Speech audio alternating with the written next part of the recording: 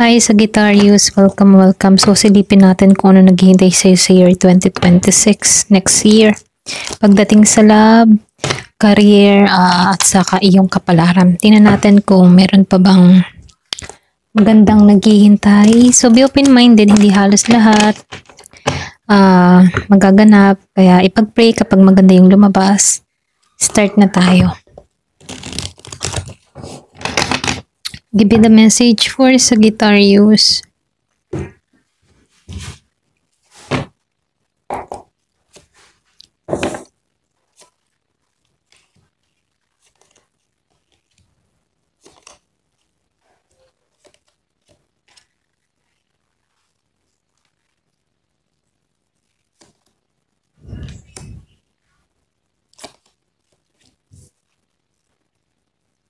Kung madalas mo makita yung 222, angel number, meron ditong balance na parating. O patungo na sa balance ang yung pangkabuhayan dito. Okay? Kung ano man yung mga pinagdadaanan. Ayan. Kasi nakikita ko dito, kung may pinagdadaanan ka ngayon 2025, sa taon 2026, magiging balanse ang lahat. Okay? So, dito sa Sagittarius, pagdating sa love, nakikitaan ko dito yung bagong simula, pagkakaayos at pagpili sa tama, okay?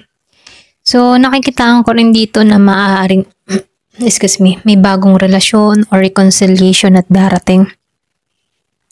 Meron akong nakikitang chemistry, so meron ditong emotional understanding, pero dahil lumabas ang 5 of Wands, posibleng may mga selos, pride, o hindi pagkakaintindihan sa paligid. So, lumabas yung the fool dito, okay? O ito yung tipo ng card na nag-aanyaya ng bagong simula sa pag-ibig, okay? Ito yung fresh start.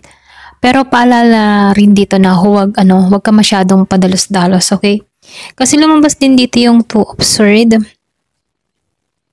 Nakikitaan ko dito na nagsasabi na kailangan mong gamitin yung isip mo, okay? Pag-isipan kung sino talaga ang karapat-dapat sa tiwala mo. So, yung love message para sa'yo, pagod ka na umikot sa parehong drama, ganyan. Pero piliin mo yung bagong simulan ng may kapayapaan, hindi yung connection na paulit-ulit kang nalilito, okay? So, pagdating naman sa kaperahan, nakikitaan ko dito, meron ditong pagpaplano, meron pagsisikap at matalinong pagdidesisyon, okay? So, dito, dahil lumabas ang 2 of Pentacles dito, nakikitaan ko dito na abala ka sa mga dalawang bagay o pagkakakitaan, okay? Kumbaga, abala ka sa iyong mga financial, ganyan. So, pero nakikitaan ko dito, kaya mo naman itong balansehin, okay? Dahil lumabas na yung 8 of Pentacles dito. Excuse me. So, ibig sabihin nito, ito yung, kumbaga, ito yung tanda ng abala ka sa may dalawang bagay na pinagkakakitaan, So, dito sa 8 of Pentacles, nakikitaan ko dito na meron ka ditong hard work, okay, na ipapakita. So, nakikitaan ko dito na meron kang focus or pwede ka yung tipo na meron kang mga pinag-aaralan na bago para umangat or makatulong sa pag-angat mo. Maaaring meron ditong bagong offer or proyekto, okay? So, magiging stepping stone mo ito sa mas malaking tagumpay, ganun, okay? So, dito sa King of Swords, lumabas ang King of Swords. So, nakikitaan ko dito, nagbibigay ito ng paalala. Magiging strategic ka or huwag ka basta-basta sa emotion mo. Pairalin mo yung pera, planuhin mo yung bawat galaw. Lalo na kung may mga gusto kang simulan sa negosyo, sa career, okay? So, yung pinaka-mensahe sa'yo pagdating sa pera, pagtiyagan mo. Pagtiyagan mo yung tipo na pagbuo or sa pundasyon mo, okay? Yung sipag mo ngayon ay magiging kayamanan mo bukas, or yung sipag mo ngayon 2025, magiging kayamanan mo sa 2026, okay? So, nakikita ko dito, meron ditong destiny. Pagdating naman sa destiny mo, nakikita ko dito yung clarity, confident, at pagpili ng tamang landas, okay? So, dito, minsan, nalilito ka, pero dahil nandito ang King of Wands, nakikitaan ko dito, malino na nagsasabi na ikaw yung magdidesisyon kung ano yung direksyon na tatahakin mo. Ikaw yung leader ng sarili mo, kapalaran, okay? So, lumabas yung 3 of Cups dito. Nakikitaan ko dito magandang palatandaan ito dahil sa tagumpay or pwede rin dahil sa magtatagumpay ka, dahil sa support system ng mga tao sa paligid mo at sa selebrasyon, okay? Magkakaroon ka ng mga taong susuporta lalo sa'yo, growth, okay?